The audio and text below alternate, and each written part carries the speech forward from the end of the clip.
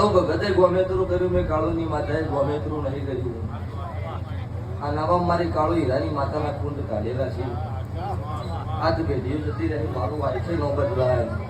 શું પૂછું એ વેળા હતી કોળ હતી, અત્યારનો જમાનો કળજુગ થઈ ગયો.